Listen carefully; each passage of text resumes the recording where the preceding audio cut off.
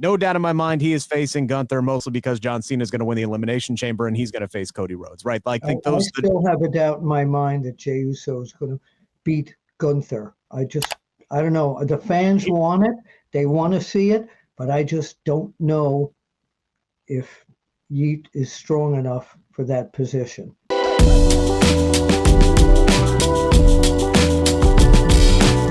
What is going on, you guys? Welcome into the WrestleBinge by Sportskeeda YouTube channel and the Sportskeeda Wrestling Facebook page. God, I've been doing this long enough. You'd think I'd be able to nail that by now. We may have to let you know what?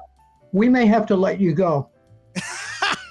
Yeah, that's yeah. You know what? You might be onto something. This could be your last dance, or maybe the next show. But we're gonna have to talk to management about you. Yeah, right? we will. I keep screwing up. We're gonna have right, SP3. I'll just performance has been slipping. SP3, your mic's not on. I totally agree. Totally agree, Bill. Totally agree. Yeah.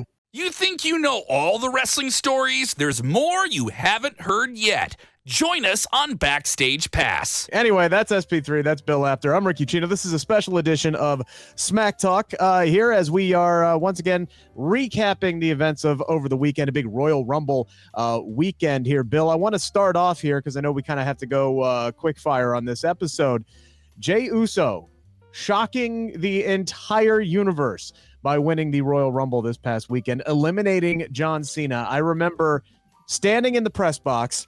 I am packed up. I am ready to sprint down to the post-show press conference because you know how crazy those can be, Bill, right? Like the mad dash just to get down there on time and get a good seat, right? I am ready to sprint. I look over at my takedown on SI colleague, Zach Haydor, and I go, you know, this is a really nice spot for Jey Uso going toe-to-toe with John Cena in his last Royal Rumble. Thinking clearly that I'm about to talk to three-time Royal Rumble winner John Cena. Like, there is no way in hell they're giving this win to Jey Uso. And then Uso slips out of the attitude adjustment, shoves John Cena off the apron, and my face looked like John's face.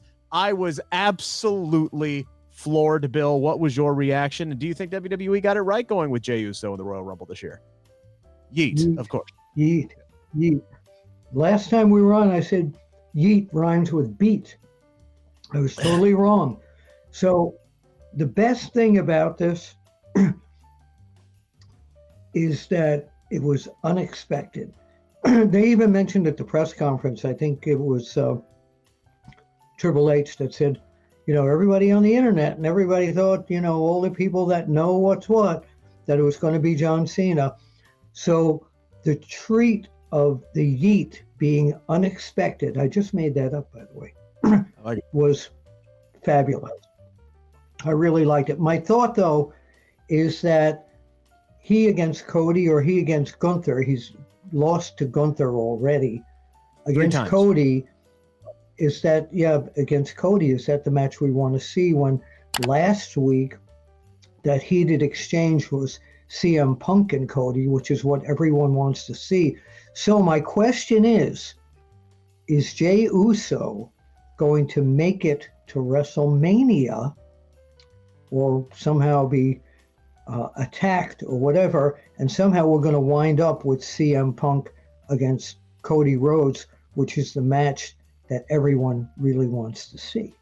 No, we're not. We are getting a triple threat. It is going to be Roman Reigns, it's going to be CM Punk, and it's going to be Seth Rollins. That's what was set up in the Royal Rumble match. PW Insider reported that earlier this week as well. That's the direction that they are going right now. But there's no title. There's no title. Doesn't need one. Doesn't need one. Right. Doesn't need one. So I'm talking about pointedly Jey Uso going after Gunther or Cody. It's going to be Gunther. It's going to be Gunther. That's the story, SP3, that they have been telling for 2 years now with Jey Uso. He went after Gunther when he had the Intercontinental title. He's wrestled him, I believe, twice for the World Heavyweight Championship. No, one was the King of the Ring semifinals. So he wrestled him for the Intercontinental title. He wrestled him for the King of the Ring semifinals, the IC title, and the World Heavyweight Championship. But he says, hey, look, I can beat him, SP3. I can beat him. That's the story they've been telling. No doubt in my mind he is facing Gunther, mostly because John Cena is going to win the Elimination Chamber and he's going to face Cody Rhodes, right? Like, I still have a doubt in my mind that Jey Uso is going to beat Gunther. I I don't know. The fans want it. They want to see it, but I just don't know if Yeet is strong enough for that position. Well, here's the thing. The only way you make him strong enough for that position, SP3, is by giving him wins like this past Saturday at the Royal Rumble. Like, that's how you change the perception of somebody. That's why nobody believed Jay. Nobody saw Jay. Everybody. Okay, so I'm trying to think how I want to say this. Going into the Royal Rumble, SP3, all we heard, and even coming out of it, is, oh, he's just a catchphrase and an entrance. He's just a catchphrase and an entrance. We don't believe in him beyond that. The live audiences do. Clearly, WWE trusts him now. You can't pull back on him now. He has to win the World Heavyweight Championship at WrestleMania, or this Royal Rumble win is nothing. It becomes hollow, in my opinion. Like, you're all in on him. Be all in on him. Make him world champion. And I think he's earned the opportunity to prove that he can be that guy. Yeah, then the Royal Rumble win just feels like a swerve for swerve's sakes. Like it would feel like Triple H just felt, oh, everybody believes John Cena, Roman Reigns, CM Punk's gonna win. Well, I'm gonna go with Jey Uso, and the people will love it, but I have no intention of following through on it. No, that makes it all a moot point. Well, that's another swerve. That makes all the emotions worthless. It makes all the investment that we put into Jey Uso, into the journey, into his win at the Royal Rumble. It makes it all entirely worthless. I agree with Rick. You have to follow through on this. You have to have Jey Uso win the World Championship at WrestleMania. I think that the story with Cody is more interesting, honestly. Jey Uso versus Cody Rhodes has years of story investment involved in it, because it's involved in the overarching bloodline storyline. So it goes into Cody's history with the bloodline, as well as Jey Uso's history with the bloodline. They could play off the fact that Roman Reigns still hasn't apologized, still hasn't acknowledged Jey as his equal, and him beating Cody, the guy that beat Roman, would go a long way to doing that. It plays into their history as a tag team 2 years ago, as well as the whole Cody versus bloodline that has been the centerpiece of WrestleMania over the last 3 years. So it checks all those different boxes, and I feel like that's the only way that Jey Uso, as the Royal Rumble winner, would actually get a WrestleMania main event. Because if it's Gunther versus Jey Uso, I don't think it's going to be a main event. I think that's a main event tonight one. And that's the other thing. Beat Cody Rhodes? Huh? Does he beat Cody Rhodes? I don't see that. I think he could. He should. I mean, other than the Kevin Owens feud, Cody Rhodes hasn't really had a lot of feuds to kind of sink his teeth into. He had to deal with the bloodline. He had 2 matches with AJ Styles, but and most fans have said that their investment in the Cody Rhodes storyline has been through the Kevin Owens feud. So I don't think that it's that big of a deal for Cody to not make it out of WrestleMania without the championship. Honestly, I think if he faces John Cena's getting number 17 at WrestleMania. I don't think that Cody Rhodes is walking out of WrestleMania as the champion. So even if he faces Jey Uso, I'm gonna lean towards, I think Jey Uso is the right choice, because you're capturing lightning in a bottle. This is unlike anything before. People want to make the comparison to Bryan Danielson and Kofi Kingston. And I know I made a comparison. I told Rick Ucchino earlier this week. This would be like if Vince McMahon booked Zack Ryder to win the Royal Rumble in 2012. I was wrong. This is more akin to Jeff Hardy. Jeff Hardy in the late 2000s. This is a tag team guy that was only supposed to be that caught fire, that got a groundswell of support over years, that now has made the company confident enough to give him the opportunity in the main event spot, not just the main event spot, but the biggest show of the year. So this is very akin to Jeff Hardy, and Jeff Hardy messed that up for us as fans a couple of years ago with the decisions he made. Jey Uso is on the straight and narrow. Right, I don't think he's going to do that. I want to say a final thought on this. If it's against Cody, I think Jey Uso will look great in defeat. That's what I think is going to happen. That hug between he and Cody could have been very telling that this might be the guy.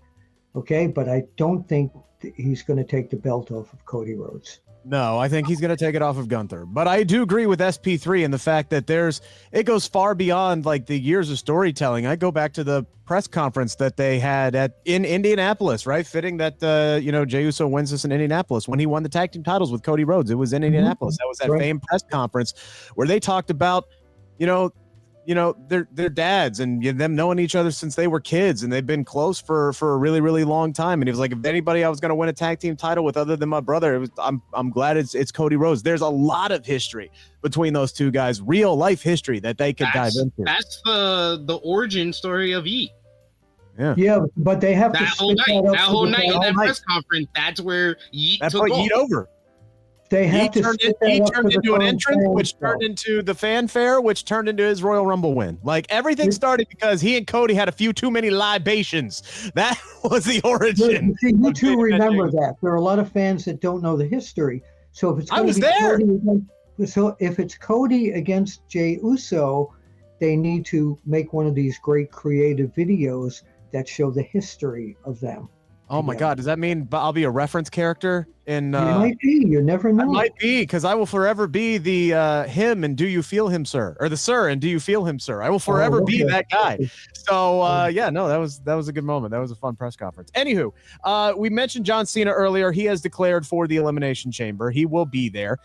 This is his one last shot to get a WrestleMania main event. I'm the firm belief here, SP3, that he is going to win the Elimination Chamber. He will go on to face Cody Rhodes. Question is, should that be the direction that they go, SP3? Yes. John Cena and the retirement tour is going to be one of the bigger draws for WWE this entire year. And you're going to see that at Elimination Chamber because all of the promotion has been centered around John Cena. So I think it only makes sense for him to win the Elimination Chamber. I'm just interested to see how they make a John Cena versus Cody Rhodes feud work and who's going to be the one who leans more towards being a heel. I think it's going to be Gunther and I think it's going to be Cena Gunther. That's what and Gunther's going to lose to John Cena. John Cena gets that world title. That's what I think is going to happen. I really don't. I'm not to disagree with you. I really don't see it. We're here to agree and disagree. It's fine. I just don't see that being the case because, again, I think you go with the guy who used to be the face of the company, and in a lot of ways is still the face of the company, and the guy who for the last year and a half has been calling himself the quarterback of WWE. It's the new face, the new top guy against the guy who's trying to be the all-time greatest by winning the 17th world title. I think that's it. But to answer your question, SP3, I almost feel like it's John Cena. Did you get some heelish kind of vibes out of his post-show press conference?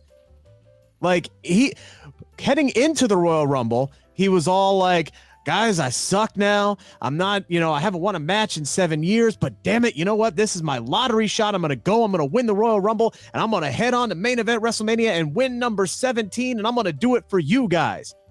Then he gets in the post-show press conference after he was eliminated by Jey Uso, and all of a sudden, I'm not answering questions. I'm not going long.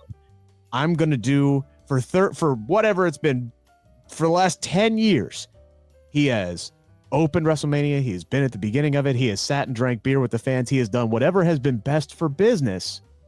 But now I'm heading to WrestleMania 41 to win the world title in the main event because that's what's best for business. He, all of a sudden started putting himself over, which is not the tone, Bill, of what has been his abbreviated. Oh, I know that. I agree far. with you there.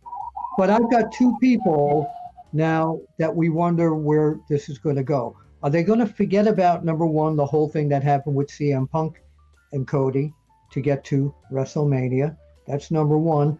And what happens with John Cena, to me, will happen with Gunther. But what the one guy we're forgetting about here, if The Rock is going to insert himself into these situations and change a lot of stuff. Again, I mean, if that happens, you might as well just play a giant game of Yahtzee and just shake everything up and roll it out on the table and see what sticks. Like if he's coming in anytime between now and April 19th, just forget it. Like, what are we doing? Seriously, you've already set up the path for everything moving forward. Like, why would you even bother doing that? Because he's The Rock. No, I get it. I get it. Yeah. But if that's the case, I think, and I don't see it happening, SP3, I think it's simple. You pull Roman Reigns out of the triple threat between Punk and Rollins, and you just do Rock Roman and you do Rollins Punk. That's it. I think that's the simple thing. Yeah. You don't need to blow anything else up. Or if you wanna put even more momentum behind Jey Uso, have Rock try to take his spot. Oh, for yes. Cody. I like Cody. that. That's brilliant. That's brilliant. Yeah. As the head of the board of directors. Yeah, I like that. Coming out of the Royal Rumble, though, arguably the biggest story, at least for fans who pay attention on the internet, it wasn't Jey Uso's win. It wasn't Charlotte's return. It wasn't her victory. It wasn't Cody and Kevin putting on a classic ladder match, which God bless Kevin Owens for the bumps he took in that contest. Oh my God. That ladder spot, the Alabama slam on the ladder where he just landed on his head, and then Doudreau just laid on his head for like 5 straight minutes. The commitment. I applaud you, Kevin Owens. You are the MVP of the night, and no one's talking about Both of them, by the way, that's an early possible match of the year. That was the two of them just were incredible. And I think people will probably forget about it come December, but for right now, absolutely. Yeah. And that has nothing to do against the match. It's just I'll forget about it come December because my memory is shit. But I digress. A lot of people were talking about Drew McIntyre coming out of the Royal Rumble because Drew McIntyre reportedly, Bill, got really, really pissed when he was eliminated from the Royal Rumble. Not the fact that he was eliminated from the match, because that was supposed to happen. The timing reportedly was thrown off of that. It was supposed to feel like a much bigger deal, and pardon my French, it ended up feeling like a giant language, because when Jey Uso and Damian Priest, so what it was Damian Priest it was Drew McIntyre who hit a Claymore on Jey Uso. He went to eliminate Jey Uso, and Damian Priest came up behind him and shoved Drew McIntyre out instead. That was supposed to be a key spot, reportedly to be the catalyst for McIntyre and Priest, which is reportedly a direction that they're heading in for WrestleMania 41. So that was supposed to feel like a big deal. The problem being, Logan Paul and LA Knight were center ring getting ready to set up their table spot, the really cool table spot that saw Logan Paul slingshot himself onto the announcer's desk and ultimately hop back onto the steps and eliminate AJ Styles as he was going for the phenomenal forearm. As much as I hate Logan Paul, that was a really, really good spot, and damn it, he is still really, really good in the ring. But they were going to set that up. Then everybody ran into each other. It was a giant, it was a game of bumper cars at that point, and Drew McIntyre felt that the whole thing got a little, messed up, and he was mad that it didn't get the shine that it was supposed to get. Now, in the ring, by the way, it seemed kind of like a minor thing at the time being there in person. I didn't give it much thought until I got back to my Airbnb later that night and read all the reports about McIntyre storming off and being pissed. And he was reportedly pissed about somebody going into, I'm paraphrasing here, but going into business for themselves, getting themselves over instead of getting the match over and telling the story of the match. A couple of days later, we find out that it's LA Knight who is the target of Drew's angst here. And everybody expects this to kind of blow over. But apparently what happened, Bill, was LA Knight comes down to the ring, and he took a little too much time getting in his spots. He came down, he got his shine, just like everybody else. He hit the elbow drop on John Cena.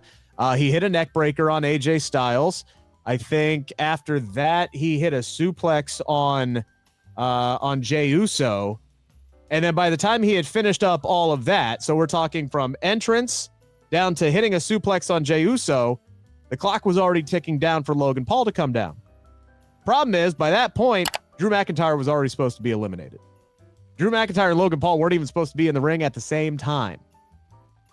And ultimately, that's what Drew, I guess, in the moment thought was everything that culminated in that giant screw up and the spots getting crossed and all that stuff. So when you hear this kind of stuff, when you hear that reaction that a guy took too much time to get his stuff in which, to be fair, he got down to the ring and he did his whole LA Knight thing to the crowd before he dropped the elbow on John Cena and did all of his shine.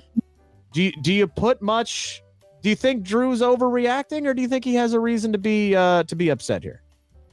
You got so many guys in the ring. You can't expect everything to be perfect. You really can't. A lot of people are saying, well, this is probably a storyline. We don't know if it is or isn't. It could be to set up Drew and LA Knight. But the thing is that nothing is perfect in a match where you have so much that can go wrong. So Drew being pissed, he is a very volatile personality when he gets upset. Passionate is what I'd say. He wants he's a perfectionist. He's a perfectionist in his performance. Okay. He wants everything to be flawed. Which is okay. But I think he's got to pull back on the reaction that it didn't go the way it was going to go. There may have been other things in that match that we don't know about that didn't go exactly as what was supposed to happen. You can't have perfect timing every time. SB3, here's my question. Because we know they don't stick to the strict 2-minute time frame, right? It was 2 minutes this year. It wasn't 90 seconds. So Charlotte Flair, for example, I believe it was, I'll give some love to Cage Side Seats. Like they monitored all this stuff. Charlotte Flair, by the time her music hit, the buzzer rang to when the next person entered the ring was 4 minutes. Why didn't they just wait until Drew was eliminated before they started the countdown for Logan Paul and just forget it? If that was the spot, just wait. There was a few details that you kind of missed out on because after LA Knight, he does the elbow drop on John Cena. It's a neck breaker on AJ Styles. They have the yeet.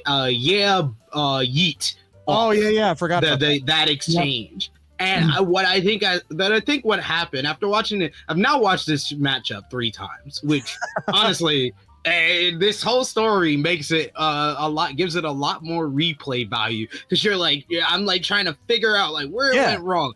Yeah. I feel like maybe because that was getting that whole exchange of punches with and Yeet was getting reaction. Maybe it went a smidge longer than it was supposed to go because Drew doesn't hit the Claymore before the setup for the spot where he's supposed to act like he's throwing out Jay and then Priest throws him out. He doesn't hit that until the buzzer sounds to bring out Logan Paul. The timing is just all reportedly off. Jay called that on the fly. Jay called Claymore on the fly because he heard you can tell because it's Jay hits the super kick on Sammy. Then Drew hits him with a Glasgow kiss. Someone else comes up to Drew. He hits them with a Glasgow kiss. And then you can see Jay's mouth moving before Drew turns around and gives him the Claymore right at the buzzer. So all the timing from there on, all the timing is off. But not only that there is kind of proof, there's evidence in the matchup that Drew McIntyre is not the only one upset. And why it's kind of clear that it's LA Knight that is the issue here and not Logan Paul is because Drew, this is LA Knight. I'm just going to try to position this with my hand. This is LA Knight and Logan Paul doing their spot. This is Drew and Jey Uso trying to do their spot to go through. Then you got freaking Damian Priest, who comes over here on the side and nudges LA Knight out the way. He did not need to do that. I've watched this one spot like 4 different times. I was like, he could have just pushed ahead right behind them. He does not touch LA Knight and Logan Paul. He purposely does it. Then when he pushes Drew McIntyre out of the ring, shout out to the people at Dirt Sheet Radio. They did a frame by frame study and pause it when the camera goes to Damian Priest. He's got the clenches jaw on. He's pissed. He is pissed. Oh my God! Like it was crazy rewatching it over and over again and just getting the little tidbits. But LA Knight is literally the only person in this matchup who hits all 5 of his signatures. And he's in there for 5 minutes. Right. I understand. I understand. If people feel a certain way. We're talking about this, but the people in the seats in the building who may not follow internet, they don't know anything. It was a terrific match to them. I still think it's a great Royal Rumble match. That's all that matters. At the end of the day, none of this is going to matter because, again, it's just one of those things. Passions are high, heat of the moment. You want everything to go perfect. This was your moment. And let's be honest, Damian Priest is probably pissed off at that moment because he knows he's got to put this dude over in 2 minutes. Right. It's like, this guy's out here, and you heard from the report from Daily Mail that Drew was like, you got someone going out there who had to get his moves in place of telling stories. Everyone else is telling a story or setting something up. Punk is setting something up with Seth and Roman. Same with them. Damian Priest is trying to set up his whole program with Drew McIntyre. Jay does the whole thing with Sammy and eventually wins. Cena's got his whole story. LA Knight does not have a story that involved anyone left in that matchup other than AJ Styles, and apparently he wasn't even supposed to be eliminated by AJ Styles. Like, that's the craziness. Oh, like, I didn't hear about that. Who was he supposed to get tossed by?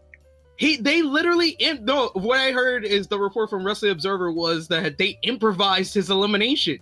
Like, he was not supposed to. And then when you watch it back, it does look like it just happens. It just happens because he had to get out of there. I thought I heard LA Knight like scream at AJ. Like, I thought I think you're right. Yeah, he was just like hanging on the ropes. Like, he was just hanging on the ropes. And he was like, "Hey," or something like that. Because AJ was like on the ground, I think, if memory serves. And then gets up. There were a lot of weird spots. Like, I remember, like, oh God. So the Sammy elimination, right? And we're spending way too much time on this. I apologize. But the Sammy elimination, which to me felt like the worst one of the entire Royal Rumble, because I'm just sitting here, I'm like, dude, he should have had a bigger spot, right? More time in the Rumble, because they were really building a lot of this around him, and I felt like he was barely there. They were. But like, LA Knight clocks him, like clocks Sammy, and Sammy's immediately like, dude, and just like, get the fuck away from me and go to the corner and start kicking Roman. And then Sammy comes up and knocks LA Knight down, picks up Roman Reigns to do the whole corner spot, and then Sammy gets tossed out of the matchup.